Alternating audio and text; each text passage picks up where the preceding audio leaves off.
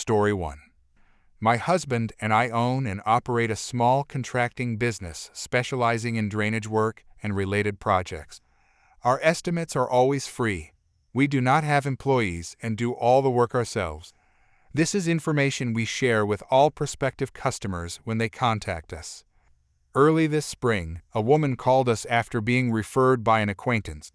She was having drainage issues that she believed were caused by a neighbor installing a concrete parking area. We told her we would be happy to come take a look and provide an estimate. When we arrived, we spent a significant amount of time walking around, measuring, planning, and discussing potential solutions. Throughout the visit, she spoke at length about her neighbor and the lawsuit she had filed against him. She told us her attorney had advised her to get written quotes for the cost of resolving her drainage problems. That was fine, we always provide written quotes on our letterhead. It's worth noting that at the time, I was limping heavily due to recently breaking several bones in my foot. I mentioned that I needed to sit down soon, and she asked about my injury. I explained that I was scheduled for surgery on a specific date to have the damage repaired. The next day, I sent her the quote. Over the following days, she sent several emails asking, "How much would this be?" For additional work, many of the requests were borderline unreasonable.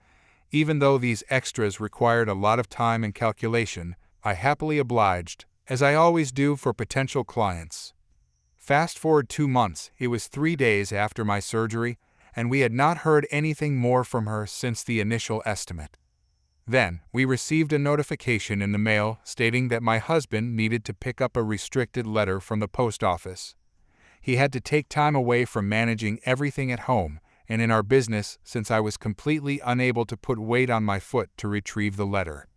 Inside was a subpoena along with a check for $35. Rather than contacting us to ask if we would testify about the drainage problems, she had her attorney formally subpoena us to appear in court for 2 days. The $35 was the state-mandated minimum compensation for 2 days in court, plus mileage.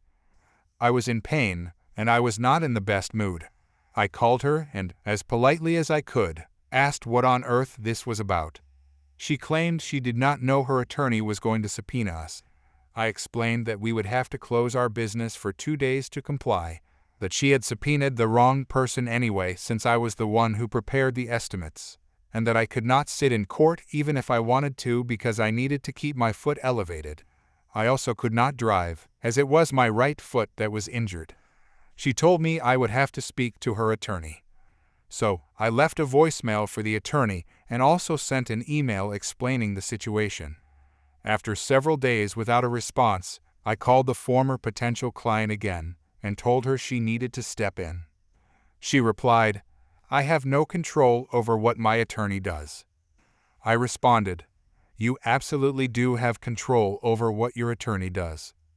After that conversation, I sent another email to the attorney stating that we had nothing to contribute, that we were revoking the estimate, and that even if we did have relevant information, she had subpoenaed the wrong person. I also explained that I was physically unable to sit in court for 2 days and that asking us to close our business for $35 in compensation would cause a financial hardship. A week later, just a few days before the scheduled court date, the attorney finally responded to my email. She asked when would be a good time to meet with me to go over what I would say in court. It was not my proudest moment, but I replied by asking if she had some sort of reading comprehension problem. I pointed out that I had already explained the situation multiple times. She eventually released the subpoena after I told her she probably did not want the jury to hear my honest opinion of the lawsuit. I also mentioned that the neighbor had filed a counterclaim for defamation, and that her client had repeatedly spoken about all the terrible things her neighbor had supposedly done while we were at her property. I made it clear that if opposing counsel asked me about those comments, I would answer truthfully. Out of curiosity, I checked the court records after the trial date had passed. As expected, she lost her case. I have to admit, I smiled when I saw that her neighbor had won the counterclaim for defamation. Story 2. So I've never posted here before, but always love reading everyone's stories. This memory has bothered me for years, and I have to get it off my chest. I'm sorry if it's written poorly. I'm not the best. Writing isn't really a strong suit of mine. About 10 years ago, my brother and I were sent to Texas to be with our grandmother for Thanksgiving. I was 11, my brother was 7. Our grandmother used to partake in food drives around every holiday, so naturally, we were signed up to participate in a Thanksgiving dinner charity event.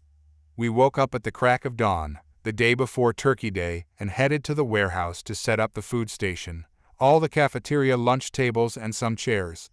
The tables were set up in sections, and each section had a sign with big bold numbers. The volunteers were divided into 3 groups. One group sat people at different tables, the next group filled the trays with food, and the last group brought the trays to the tables. My brother and grandmother were filling trays, while I walked the trays to the tables. I don't remember how things were organized. I just remember being told to bring food to tables without trays. I'm also not sure how registration was handled or how the organizers determined who was allowed to come in and sit down, or if there was even a registration process. I just remember 2 ladies who thought they deserved more than everyone else.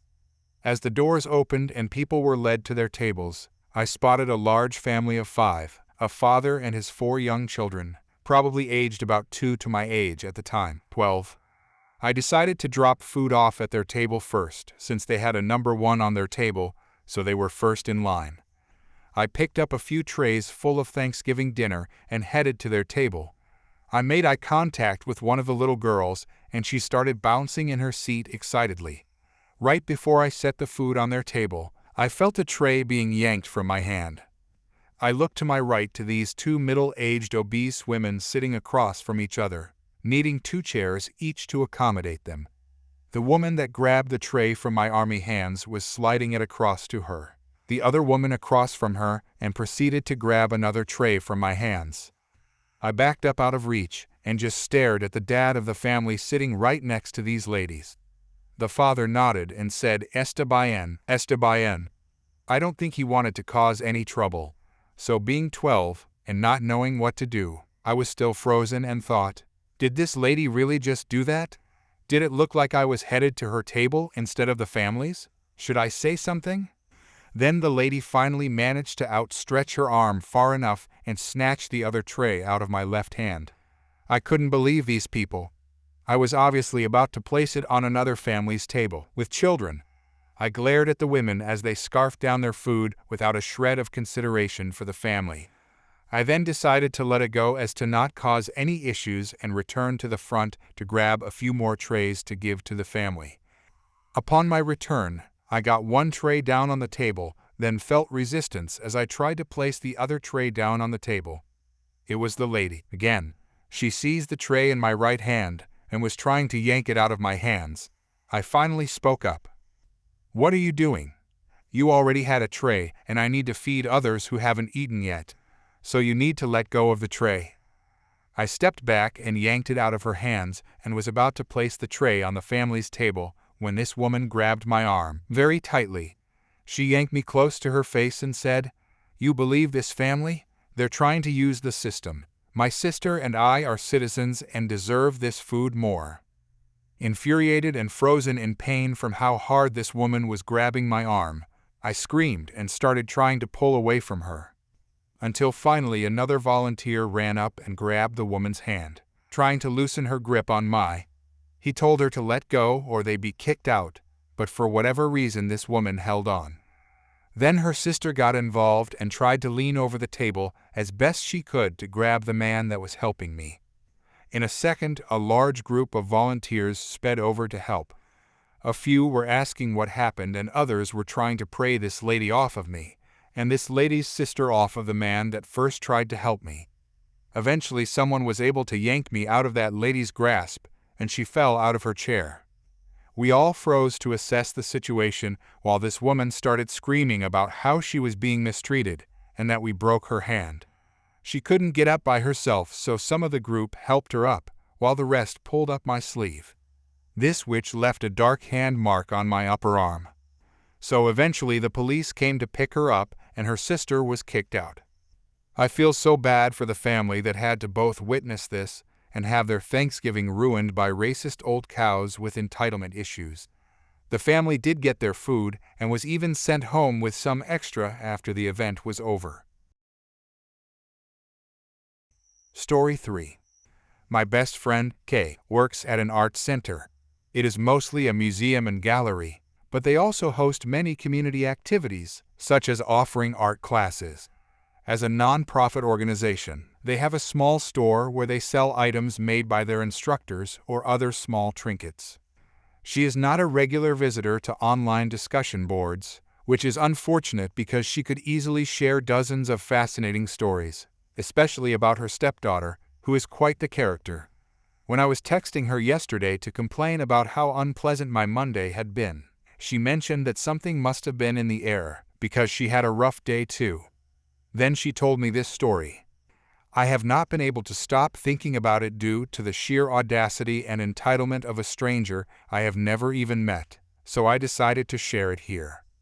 Kay works as a marketing director and grant writer for the Art Center, but apparently they were short-staffed on Monday, so she was helping out with a small gift shop located at the front of the building. Naturally, she is not used to tasks like applying discounts, using the cash register, or processing transactions. While she was assisting one customer, the woman became increasingly demanding, complaining that Kay was not wrapping her fragile glass and ceramic art purchases quickly enough or applying the correct discounts. She also complained that Kay needed to take time to look up the discount codes. In the middle of all this, the phone rang. Kay answered it, and it turned out to be a woman calling from several states away who said she used to teach art classes at the center. For context, while the art instructors were paid for their work, it was a small amount, around $30 per class. Student enrollment fees for a course, which typically consisted of 4 to 6 classes depending on the art form, were about $25. In other words, even if an instructor taught multiple courses, it was not equivalent to a full-time job. It was more of a part-time arrangement, often suitable for retirees looking to stay active. I mention this because of how the phone conversation ended. The customer in front of Kay continued to complain, but a kind volunteer came over to help with checkout. This was helpful, but volunteers are not supposed to have access to the cash register or handle money. Kay tried to ask the caller if she could place her on hold, but the woman insisted, "No, this will just take a minute." Kay assumed that, since the woman had previously worked there, perhaps she wanted to be transferred to the person in charge of hiring so she could return to teaching, or maybe she wanted to reminisce with someone. Thinking this would only take a few seconds, Kay reluctantly agreed instead of insisting she hold. While the customer continued to complain loudly and Kay processed her credit card transaction, the volunteer hurried to wrap the art purchases to prevent damage. Meanwhile, the caller explained that she used to be an instructor at the art center years ago and now needed the contact information for her former students. Kay was unsure she had heard correctly due to the background noise, so the caller repeated that she knew her former students had provided phone numbers or email addresses upon enrollment, and she wanted that information. She was confident the arts center kept those lists, and she believed those former students were probably still taking classes with other instructors or had become members of the arts center. Since they were her former students, she felt entitled to contact them and just needed their names and phone numbers. At this point, the customer in front of Kay was creating a scene about the discount codes, and Kay realized this phone call would take much longer than just a minute. Kay called over a program director who happened to be walking by to take over the phone conversation, while she focused on the customer and applied all the correct discounts. This alone took several minutes, as the customer insisted on having her 10% senior discount applied on top of the 5% membership discount, even though policy allowed only one or the other. The program director stood nearby on the corded landline phone, saying things like, "Yes, I remember you. Well, that was almost 10 years ago.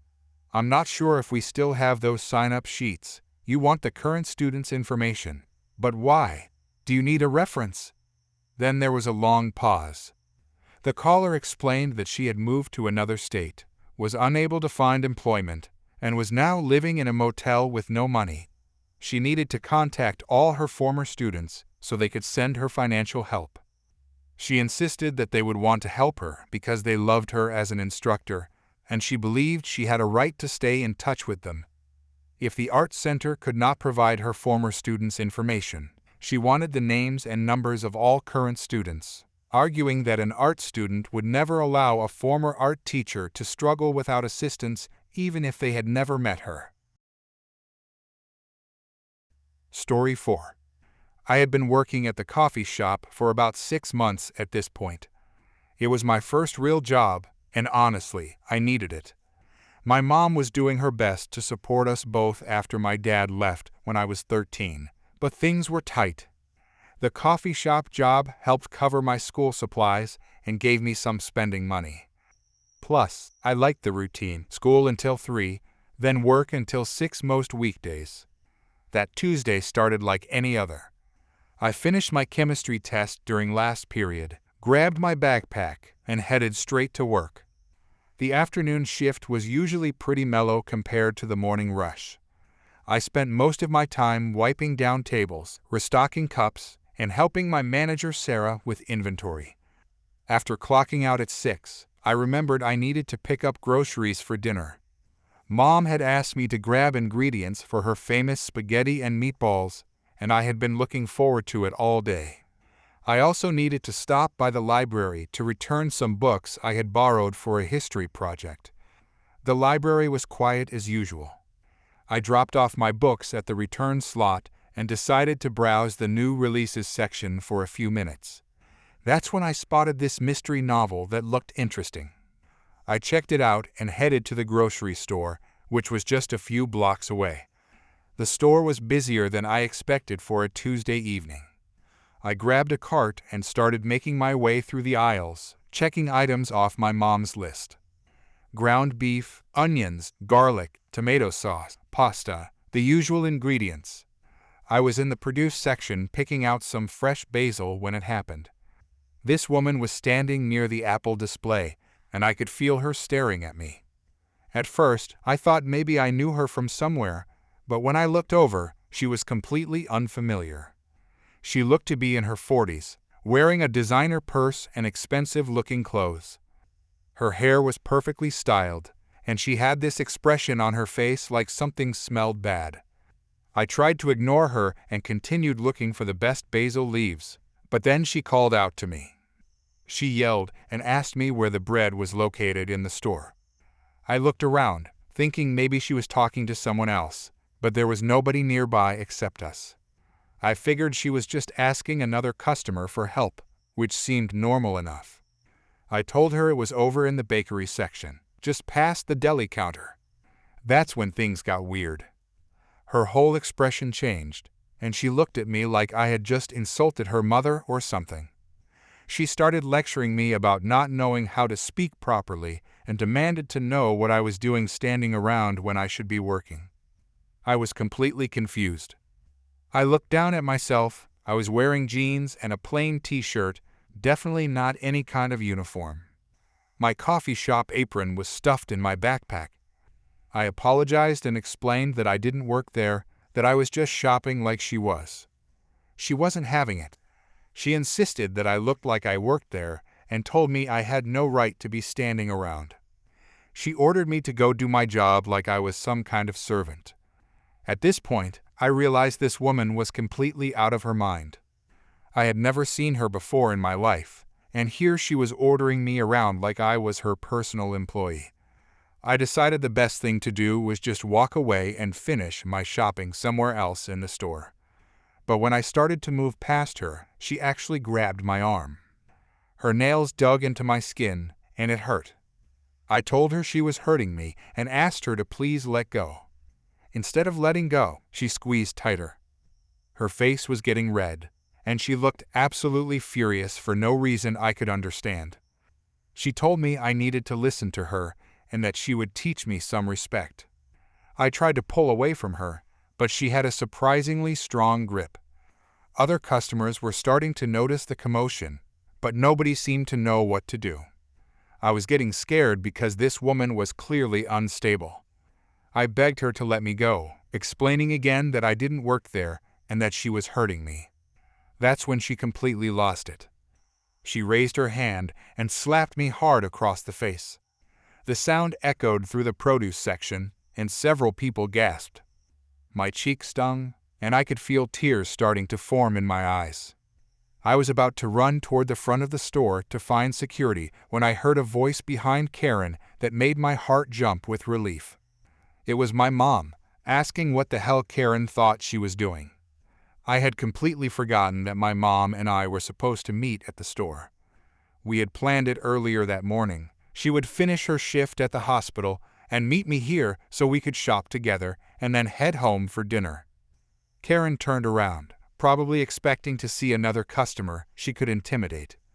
Instead, she came face to face with my mother, who was still wearing her scrubs and looked absolutely livid. My mom is only about 5'4", but when she's angry, she's terrifying. My mom demanded to know if Karen had just hit her daughter. Karen tried to justify herself, saying that I had been disrespectful and lazy, and that since I worked there, she was just trying to get me to do my job. My mom shot back that I was 15 years old and didn't work there, calling Karen a psycho. Karen started to say something about how maybe if my mom had taught me better manners, but she never got to finish that sentence. My mom put her hand on Karen's shoulder, spun her around, and punched her square in the nose. Karen dropped like a sack of potatoes, landing flat on her back between the Apple display and the banana stand. My mom stood over Karen and yelled about how she had no right to lay a hand on her daughter or treat anyone like that, especially a child. Karen was on the ground, holding her nose, which was now bleeding pretty heavily. She was making these awful whimpering sounds and trying to get up, but my mom stood over her like a guardian angel. By this time, the store manager and several employees had rushed over. Someone had already called the police, and I could hear sirens in the distance. Other customers were standing around with their phones out, probably recording the whole thing. The store manager asked what had happened. My mom explained that Karen had assaulted me, grabbing my arm and slapping me across the face. When the manager asked if that was true, I confirmed that I had just been shopping when Karen mistook me for an employee, got angry when I corrected her, and then hit me. The police arrived about 5 minutes later.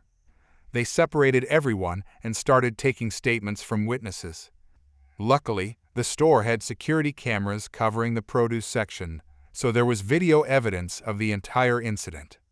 One of the officers told us they would need to see the footage and get statements from both of us and any witnesses. It took about an hour to sort everything out. The security footage clearly showed Karen grabbing me, refusing to let go when I asked her to, and then slapping me. It also showed my mom's reaction, but the officer said that was justified under the circumstances. Karen tried to demand that they arrest my mother for assault instead. The officer explained that she was the one being arrested since she had assaulted a minor, and they had it all on video. They put handcuffs on Karen right there in the produce section. She was screaming about how unfair it all was and demanding to speak to someone's supervisor. The other customers were shaking their heads in disbelief. Karen kept insisting it was all a misunderstanding and that I had been rude to her. The officer advised her that she had the right to remain silent and suggested she use it. When they led her away, Karen was still yelling about how she was going to sue everyone and how we would all be sorry. The store manager apologized profusely and gave us a gift card for our trouble. A few weeks later, we had to go to court for Karen's trial. It turned out she had a history of similar incidents at other stores around town. The judge was not sympathetic to her case. The judge addressed Karen, noting that she had pled guilty to assault of a minor and explaining that the court took such matters very seriously, especially given her previous incidents of disturbing the peace and harassment. Karen's lawyer tried to argue that she was under stress and didn't realize I was so young, but the video evidence was pretty damning. Plus, several other people came forward with stories about her behavior at different stores. The judge sentenced Karen to 3 years probation, mandatory anger management counseling, a $5,000 fine, and 100 hours of community service. She was also banned from entering the premises where the incident occurred.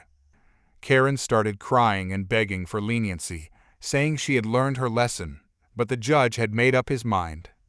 After the trial, my mom and I went out for ice cream to celebrate. I was still a little shaken by the whole experience, but I was proud of how my mom had stood up for me. My mom told me that what Karen had done was completely wrong and that I had handled it perfectly by staying calm and trying to de-escalate the situation. I admitted to her that I was scared when Karen grabbed me, saying I had never had anyone treat me like that before. My mom explained that some people in this world think they can push others around, especially young people, but that I never had to take that kind of treatment from anyone. I went back to the grocery store a few weeks later, and the manager recognized me. He said several employees had been talking about the incident and how impressed they were with how I handled myself. He even offered me a part-time job there if I ever wanted one, saying they needed more employees with my level of composure. I thanked him but decided to stick with the coffee shop for now. Though I have to admit, after everything that happened, I always smile a little when I walk past that produce section.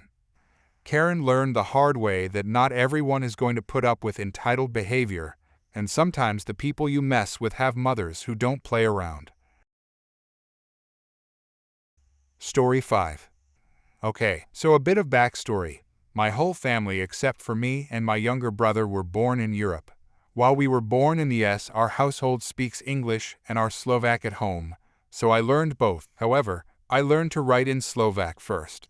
I started going to school at a charter school and had a great time until in the 3rd grade, I met a real jerk. He complained and snitched a ton to get his way, bit people occasionally, and was overall a jerk. This story takes place in the 5th grade. Every year at the school, we have a book fair. It is basically an expensive bookstore fundraiser. This year, I managed to snatch up the last book they had in stock of my favorite series. I paid for it and sat down and read for about 15 minutes before the jerk kid and his Karen mom came in. I keep reading, then my friend comes in. I then see Karen walk towards me. She stands over me for a while and then says, "Excuse me." "Yes," I reply. "Give me your book," she says.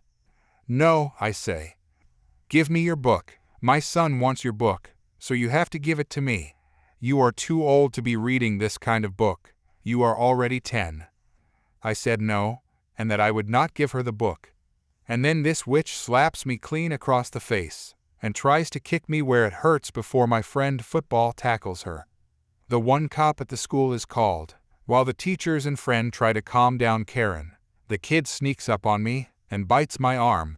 I elbow him in the face and run outside. Now I'm used to physical pain because I and my little brother fight every once in a while. But man, my face stung. After a couple of minutes, I was fine, and the cop was there. They had calmed down the Karen. But the second I came back to get my book, she started fighting back and saying that I had assaulted her. The cashier and my friend told everyone the truth, and I was told to go to the nurse, which I did. 2 hours later, my friend and I were called to the principal's office where he asked us what happened. We answered truthfully, and he then checked the security footage, where the whole thing unfolded. The kid got suspended, and I got them to pay for my book.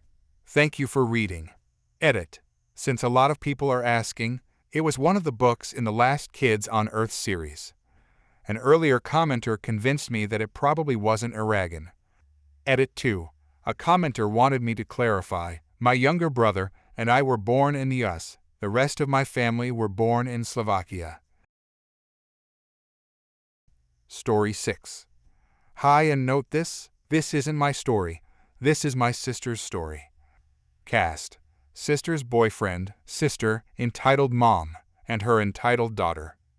Context: since last Sunday or Monday, whenever was Valentine's Day, my sister's boyfriend decided to take her on a date. The couple are super happy, and plus my sister is now happy and well. Some of you may recall that in my last post my sister has bipolar. Anywho, I personally like the guy. He is nice, smart, and can cook. When they went on the date, they went to the beach to get some Italian food. Now on to the story. It was around 7:15 p.m. My sister went on to her date to the beach. The guy picked her up in his car and went to the beach. It was a nice trip seeing the moon reflect on the clear water. As they got there, her boyfriend parked the car and the entitled mother saw it. Her, nice car. Boyfriend, thinks. How much did it cost? My sister's boyfriend was confused but still answered anyway. It cost $12,000. I got it last year. The entitled mother let out an evil grin. So you have a high-paying job? Yeah. I'm a chef at Restaurant X. You are perfect for my daughter. My sister and her boyfriend were dumbfounded. No, that's okay. I already have a girlfriend. You will date my daughter and you will dump this brat. My sister was shocked. She wanted to hit her, but her boyfriend told not to. He grabbed her and went inside. My sister, why did you go inside? So you wouldn't beat her up. She nodded. They sat down and ordered food. My sister got the chicken Alfredo and her boyfriend got some spaghetti. They both got the same appetizers, bread and butter. The entitled mother walked in and saw them having fun and eating. She came in with her daughter. Entitled mother, there he is. The entitled daughter went up to their table and decided to throw everything on the floor. The food didn't come yet, so it was just some bread, butter, and a couple of drinks. My sister and her boyfriend were pissed off. The entitled daughter didn't hesitate to push my sister off her chair and sit on it. She just sat there with no regret and said to my sister's boyfriend, "You will date and you will love me. Not that brat." My sister's boyfriend didn't care about her. Only about my sister. He went up to her and asked her if she was okay. As he was helping her, the entitled daughter decided to mess it up. She grabbed him and pulled him to the table. My sister snapped and turned into a demon. She got back up, cleaned all the dust off of her, and decided to Roman Reigns spear the woman. If you don't know who's that, she just tackled the entitled daughter. Her mother saw this and was shocked. Someone attacking her daughter because she assaulted a woman who was just minding her business. Luckily for them, very few people were there. Just the cooks and them. Everyone came out and saw the fight. My sister, touch my man and you'll be sorry. Entitled daughter, he is mine. The entitled mother knew this could lead to them going to jail. My sister's boyfriend saw her leaving and decided to stop her. She somehow managed to escape, but he saw the license plate and what she was wearing. During all of this, my sister and the daughter were having a massive fight. I wanted to see it and place bets. But anywho, the fight was brutal. My sister was going toe-to-toe with that brat. But I knew my sister would win. She told me that she knocked that witch out. I wish I was there. But since she was knocked out, they decided to call the cops and an ambulance. When the cops did arrive, they looked at the place. Everything was wrecked. Food on the walls, broken plates on the floor, a woman that is laying on the ground. My sister said that she wanted to date her boyfriend. They asked where the mother was. My sister's boyfriend told them she escaped and gave them the license plate and what she was wearing. The ambulance came and took the entitled daughter to the hospital. The paramedic said she is going to be okay. She woke up when they were about to leave. My sister came back home bruised up and tired. I gave some ice, food and chips. She changed into her pajamas and went straight to bed.